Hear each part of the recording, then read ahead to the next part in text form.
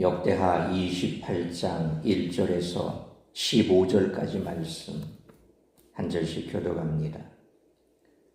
아하스가 왕위에 오를 때에 나이가 20세라 예루살렘에서 16년 동안 다스렸으나 그의 조상 다윗과 같이 아니하여 여호와 보시기에 정직하게 행하지 아니하고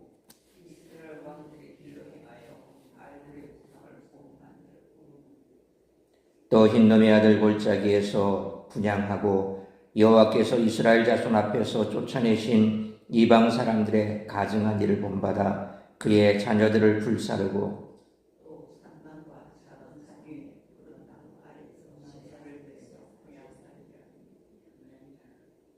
그러므로 그의 하나님 여호와께서 그를 아람 왕의 손에 넘기심에 그들이 쳐서 심히 많은 무리를 사로잡아 다메섹으로 갔으며 또 이스라엘 왕의 손에 넘기심에 그가 쳐서 크게 살육하였으니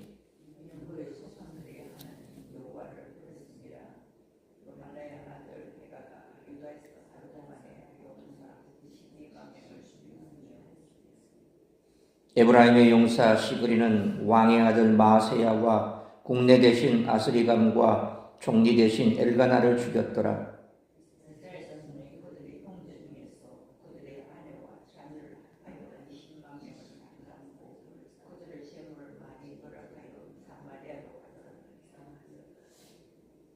그곳에 여호와의 선지자가 있는데 이름은 오뎃이라. 그가 사마리아로 돌아오는 군대를 영접하고 그들에게 이르되 너희 조상의 하나님 여호와께서 유다에게 진노하셨으므로 너희 손에 넘기셨거늘 너희의 노기가 충천하여 살육하고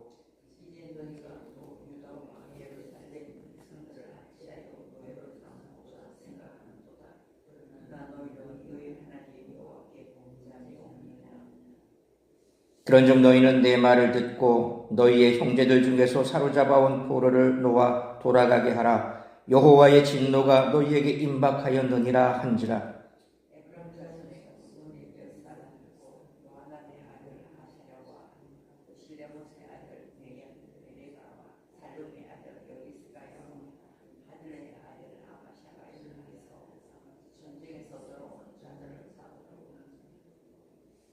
그들에게 이르되 너희는 이 포로를 이리로 끌어들이지 못하리라. 너희가 행하는 일이 우리를 여호와께 허물이 있게 함이니 우리의 죄와 허물을 더하게 함이로다. 우리의 허물이 이미 커서 진노하심이 이스라엘에게 임박하였느니라 하매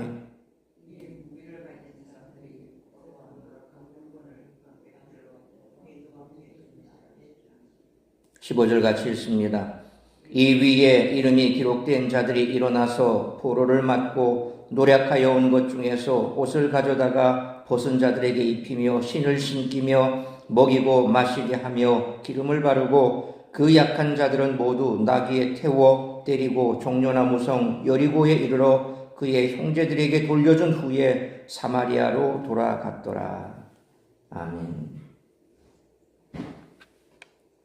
역대기에서 아하스에 관한 본문은 28장에 국한됩니다. 아하스가 바알을 숭배한 일이 먼저 언급되기 때문에 아람 왕의 침입과 우상 숭배는 인과관계를 가집니다.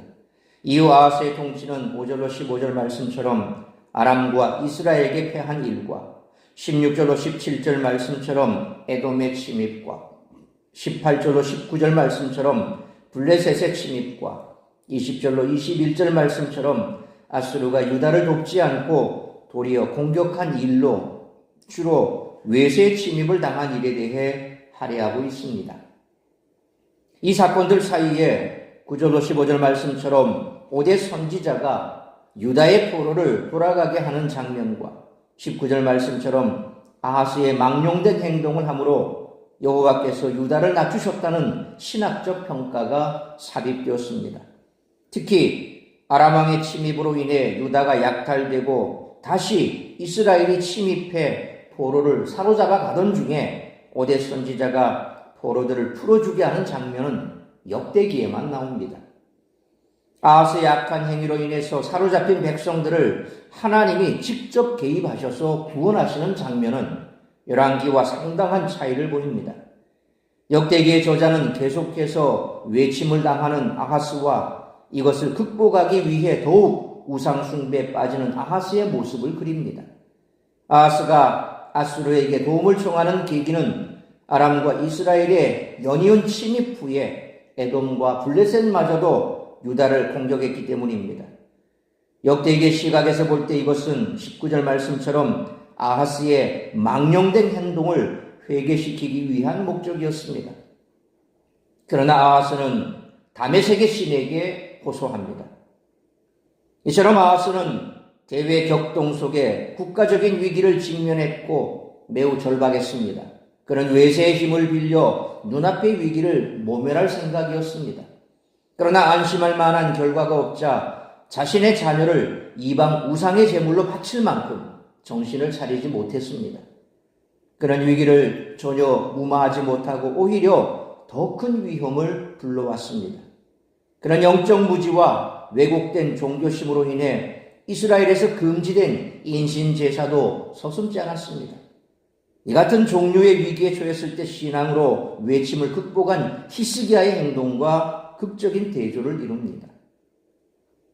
아하스는 위기에 처하자 자녀를 제물로 바쳤지만 오히려 왕권은 안정되지 못하고 아들이 반란을 일으키기까지 했습니다. 하나님에 대한 불순종은 집안 질서까지도 흔들리게 합니다.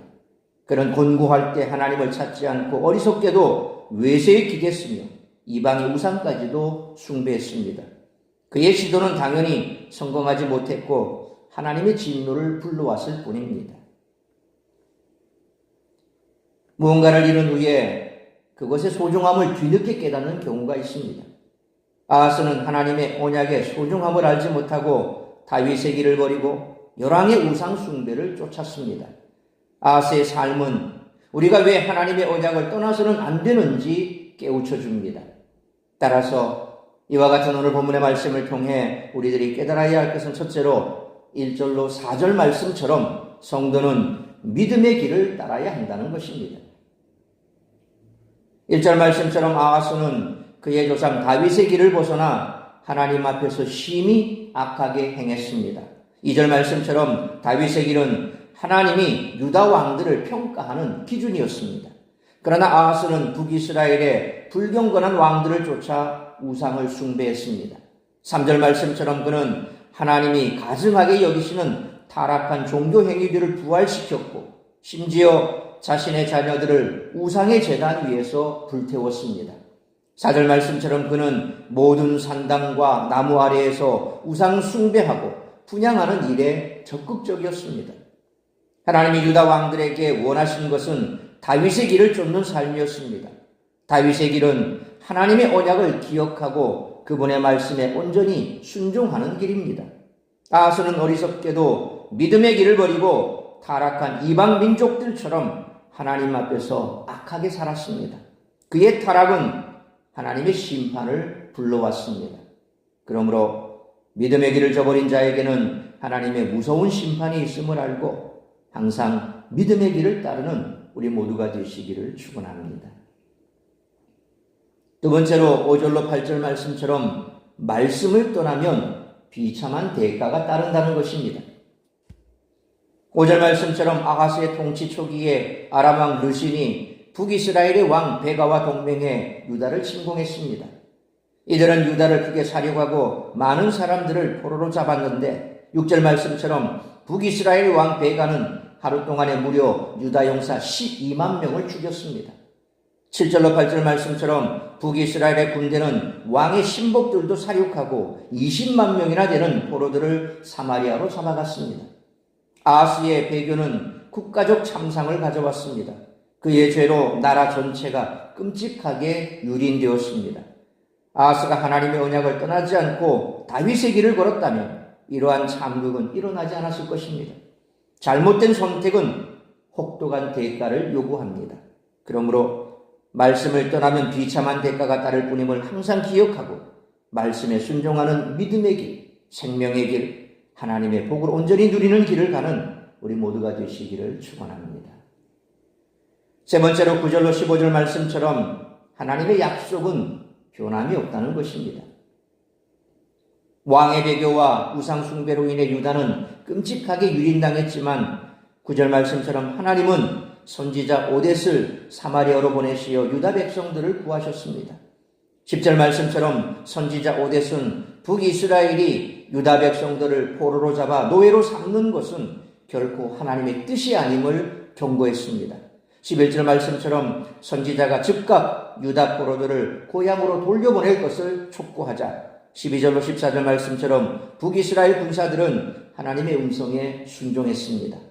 하나님은 아하스의 죄를 물어 유다를 심판하셨지만 사무엘하 7장 16절에 내 집과 내 나라가 내 앞에서 영원히 보존되고 내 왕위가 영원히 견고하리라는 다윗과 맺은 언약의 말씀 때문에 유다에게 긍휼을 베풀기를 잊지 않으셨습니다. 유다의 극심한 해역에도 불구하고 하나님은 믿음의 조상들과 맺은 언약을 포기하지 않으셨습니다. 인간들은 끊임없이 하나님과 맺은 약속을 소홀히 여겨봤지만 하나님은 당신의 언약에 언제나 신실하셨습니다. 그러므로 하나님의 변함없는 약속 붙들고 살아가는 우리 모두가 되시기를 축원합니다. 사랑하는 성도 여러분, 아하스가 하나님의 언약을 버리고 우상 숭배를 고집한 결과는 국가적 파멸이었습니다. 하나님의 언약을 떠나는 것은 곧 자멸의 길을 택하는 것입니다. 하나님의 언약 안에 거하는 삶이 진정 복된 삶임을 기억하시기 바랍니다. 하나님을 떠난 곳에는 참된 행복이 없습니다. 그러므로 하나님의 말씀 안에 거함으로 참된 행복을 누리며 살아가는 우리 모두가 되시기를 주님의 이름으로 축원합니다. 기도하겠습니다. 걸어가신 아버지 하나님, 은혜와 사랑을 감사합니다. 오늘 저희 새벽을 깨워 말씀으로 예배로 하루를 시작하게 하시니 감사합니다. 오늘 주신 말씀처럼 아무리 우리가 세상에서 원하는 것, 그리고 또 우리가 세상 속에서 번영과 영광을 누리는 그러한 삶을 살기 위해 세상의 세력과 결탁하고 내 계획과 내 뜻을 쫓아서 살아간다 하지만 하나님이 길을 열어주시지 않으면, 하나님이 함께하지 않으면 그 모든 것은 허사라고 하는 사실을 우리는 잊어서는 안 될 것입니다. 늘 우리가 말씀에 순종하는 삶, 하나님의 뜻대로 살아가는 삶이 형통의 길이요 뿐만 아니라 하나님이 기뻐하는 삶을 살아가는 것이 우리의 삶의 기쁨이요 복이 되는 줄 믿습니다. 그 길만이 생명의 길인 줄 믿습니다. 그러므로 오늘 이 한날도 나의 뜻을 쫓아 세상과 결탁하고 내 뜻을 이루기 위해 하나님의 말씀을 떠나가는 삶이 아니라 언약의 말씀, 우리를 평화와 번영으로 인도하시는 하나님의 뜻을 쫓아 살아가는 복된 한날의 삶을 살아가는 우리 모든 성도들이 되게 하여 주옵소서. 오늘도 만나는 누구에게라도 영생의 복음, 구원의 복음을 전하며 하나님께서 기뻐하시는 말씀 붙들고 살아가는 삶을 살아갈 때 우리에게 주시는 하나님의 생명의 축복, 또한 번영의 축복, 그리고 우리 삶의 평안의 길을 하나님께서 인도하실 줄 믿는 믿음으로 오늘도 주님의 뜻을 이루어가는 복된 한날의 삶이 될 수 있기를 간절히 빌고 소원하오며 이 모든 말씀 우리 주 예수 그리스도의 이름으로 기도하옵나이다. 아멘.